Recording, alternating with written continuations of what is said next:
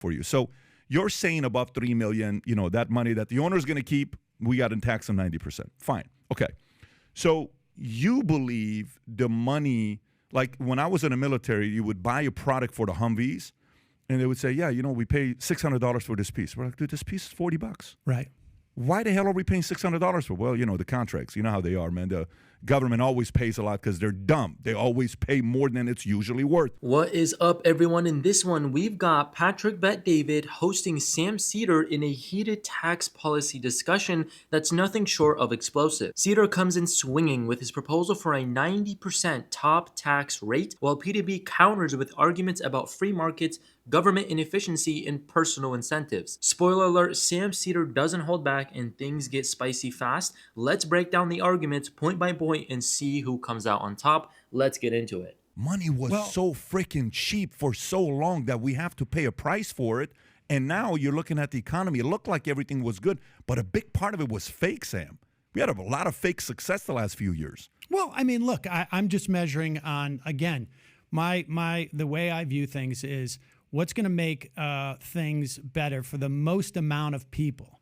And in terms of it being in favor of the capitalists, I would also change our tax policy. So, I mean, I would claw some of that back, quite a bit of it back. What would you do? I would return to the tax policy when we had the greatest, sort of the widest economic expansion shared by more people. The classic back in my day argument. Seder conveniently skips over how globalization, technology, and a smaller government footprint post-50s contributed to modern growth. And the funny part is, he's using a time when private industry was booming to argue for bigger government control. Sam, you need to pick a lane. You can't have your tax hike cake and eat free market innovation too. As a percentage of our population than any other time in this country, which was in the 50s and the 60s. And I would return to the tax rates more or less there. So your top tax rate at that time was 90%, top marginal rate, for every dollar over $470,000 you would earn. So that would be equivalent to around $3 million today. I think we should return to that type of tax You want it scheme. to go as high as 90% at the top marginal tax At the top marginal tax rate. So understand, that only kicks in with every dollar above $3 million. I hear you. And yeah. I mean, that's the famous Reagan situation where I think it was anything over $200,000 at that point. This might have been in the 40s, that he would only do 2 movies a year because he'd get paid $100,000 per movie, and then he wouldn't even do a third movie because he would only get 10% of the revenue he's like, fuck it, I'm not doing another movie. Yeah. So wouldn't that curb growth? Reagan started telling that story, Yep. You know who he was working for when he started telling that story, right? He was going around, I think it was working for GE, trying to convince people not to get Medicare for all. I mean, if Reagan could have gotten 3 movies, 5 movies, he would have done it. He was working with chimps. He would have been happy to do that for his career. Believe me. Believe me. What's the top marginal tax rate right now?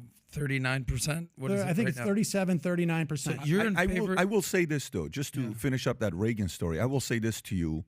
I remember being in L.A., and taxes top line had hit whatever the all-in was, 57.5. I don't know what the number was, around 57.5. You live in Brooklyn. So 57.5%. People are like, what the hell is going on here? There was this girl who was a top realtor in the San Fernando Valley area, one of the top realtors. Her picture was on all the benches. Everywhere you would go, you would see her. And she was one of the realtors making very good money. She's making $500,000 a year income, doing good for herself, whatever the number was, $400,000, $500,000. One day, I stopped seeing her pictures on the seats. And I'm at Wood Ranch with my wife, and I said, hey, you're the girl, right? She says, yeah, I am. She's with her husband and her 2 kids. I said, what happened? We haven't seen you lately. She says, it's so funny you ask. My husband and I made a decision that the moment taxes got so high, it was more important for me to be stay home. It wasn't worth me working to pay this much in taxes. This is what we call real-world consequences. PBD is absolutely right here. People stop working harder when they're penalized for success. Why hustle for a bigger piece of the pie if Uncle Sam's going to take the extra slice? High tax rates disincentivize ambition and stifle economic growth. I mean, that's sort of economics 101. So there's a part of what he's saying. Yeah, whether he's going to do the movies with chimps and all that stuff. But there's a part of it that kind of incentive needs to be there. America would not have suffered by the lack of Ronald Reagan movies. And I would Okay, you're also trying to be argue, funny. I would I also, got you. but I would also argue that, like, I guarantee you there was no less houses that sold because that one particular broker stopped selling houses at a certain point. And I kind of know what your answer is. And I want to be clear on something. Yeah. I'm doing this. I subscribe to this not because I think that we need the money or that this is going to, be a panacea in terms of like how we would spend this money. Yeah. But I see in this country a massive problem with wealth inequality and the commensurate political inequality that comes with it. We have wealth inequality in this country like we've never had before. Wealth inequality exists, zero doubt, but here's the truth bomb. Throwing taxes at the problem won't fix it. Wealth creation isn't a zero-sum game. Jeff Bezos didn't steal wealth. He created it by delivering value. The solution is to expand opportunities for everyone to succeed. Seder's fixation on wealth redistribution ignores the power of innovation and entrepreneurship. Disagree. So there's not a disagreement there, but the solution is where we're going to disagree. So let's kind of process that together. Okay. So the whole thing, like I remember when I first got out of the military and I went into the financial industry, it's 1999. I know nothing. It's 2000. I know nothing about now. The speaker gets up. Wow, have you been noticing that the rich keep getting richer and the poor keep getting poor? I'm like, okay, my dad's at a cashier at a 99-cent store 15 years. My parents got divorced twice. I hope you said to that guy, you ain't seen nothing yet. Yeah. Wait to 20 years but you're from now. right, It's going to be completely out of control. But you're right, though. But why is the question? So here's a question for you. So you're saying above $3 million, that money that the owner's going to keep, we got to tax them 90%. Fine. Okay. So you believe the money... Oh, here we go. Seder just dropped the bomb, a 90% tax rate for top earners. Let me get this straight. Sam wants to bring back 1950s tax rates like it's the golden age of America. Sure, the 50s were prosperous, but let's not forget that the global economy was rebuilding post-war and the US was the only major industrialized nation standing. Context matters, and this proposal is not progressive, it's regressive nostalgia. Like when I was in the military, you would buy a product for the Humvees, and they would say, yeah, we pay $600 for this piece. We're like, dude, this piece is $40. Right. Why the hell are we paying $600 for? Well, the contracts. You know how they are, man. The government always pays a lot because they're dumb. They always pay more than it's usually worth. A $40 piece for a Hummer, they're paying $600. I'm like, that's an awesome business for the other guy. Yeah, we have horrible oversight in the military. But this is the point, though. This is the point. And I want to actually sincerely get your thoughts on this, on how we address this. So if somebody overpays for a product, that person's either got to be fired or they're an overspender or a terrible negotiator. But it's one of the three, right? Okay. So you feel money going to the government we do more good with, or money staying in the free market for people to produce more value? Where do you feel values produce more? Well, I'm not. I'm not sure I fully get what you're saying, but let me put it in this way. It's a very simple okay. question. Well, I want it to be clear. Let me make it a little bit more concrete. Yeah. So you guys know that the biggest part of the budget, more or less, is Social Security and Medicare, right? And Medicaid, yeah. And Medicaid. Entitlement programs. Yeah, you can call them entitlement programs. They are, I call them social insurance programs because Tomato. That's what they really are. That's 90% of the budget, I want to say. No, the military is about $850 billion. Social Security is like $1.7 trillion. I think Medicare is probably close to like $700 billion. It's about 60%. And then there's other.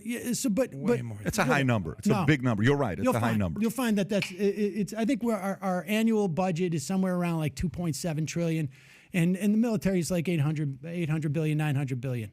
That you can see anyways that they show us. Yeah. But nevertheless, Social Security, Medicare, the two biggest things that the government does are wildly popular. Medicare, you come from the insurance business, you probably know this. To administer health insurance, there's like 13-15% cost in the administration of that health insurance. For Medicare, 3%. Far more efficient.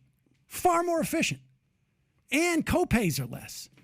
And the whatever you want to call it, consumer satisfaction. I don't like to think of citizens as consumers, but the satisfaction's huge, through the roof, particularly when people use it. It's people appreciate it who don't use it. You know, if I got my parents, they're on Medicare, I'm pretty psyched about it because I don't have to take care of them. My mother's in a nursing home now. It's Medicaid that's doing that. I'm not responsible for that cost. Social Security, through the roof. In fact, I think even a majority of Republicans want to expand. But popular is not a way to qualify something. If I went out there and satisfaction. If I went to high school and I said, guys, I'm giving dime bags to everybody weed, I'd be a very popular kind of high school. So that is a wrong way to qualify. You said efficiency. Yeah. Medicare, 3% administrative costs versus 15%. That's like the kid that's running. Come on, man. Seder's comparing medical admin costs to private insurance like it's apples to apples. It's not. Private insurance handles diverse competitive markets, while Medicare runs a limited taxpayer-funded monopoly. Efficiency? Sure, if you consider rationing care and taxpayer bailouts as efficient, this argument is so thin, I'm surprised it's still holding up. For class president, it was like every Friday we're throwing a pizza party. Well, he's going to get everybody's vote. But who's paying for the pizza party? Well, workers. In fact, I would argue that we should be actually removing the cap on Social Security taxes, because right now, you know, it goes only up to $160,000, right? There's a cap. Here is the cherry on top of Sam's Tax and Spend Sunday, removing the Social Security cap. Translation: middle-class earners get ready to feel the squeeze. These schemes don't touch the ultra-wealthy. They hire accountants to dodge them. It's the backbone of America, the small business owner and professionals who end up footing the bill. Seder's plan doesn't solve inequality. It punishes hard work. Traditionally, Social Security has captured or touched 91% of the country's income. You follow me? And now it's somewhere down in like the mid-80s because of wealth inequality. This debate shows a fundamental clash of ideologies. Sam Seder's government-heavy redistribution versus PDB's free market pragmatism. While Seder makes emotional appeals about inequality, PDB sticks to facts about incentives and real-world outcomes. The verdict: Seder's arguments crumble under scrutiny. Capitalism rewards productivity, not bureaucracy. And that's the hill we'll die on. I'd love to hear your guys' thoughts or opinions down in the comments below. If you agree or disagree with a lot of the points made, this is a place for discussion. Be sure to give us a like and subscribe, really helps out the channel, and we'll see you guys in the next one.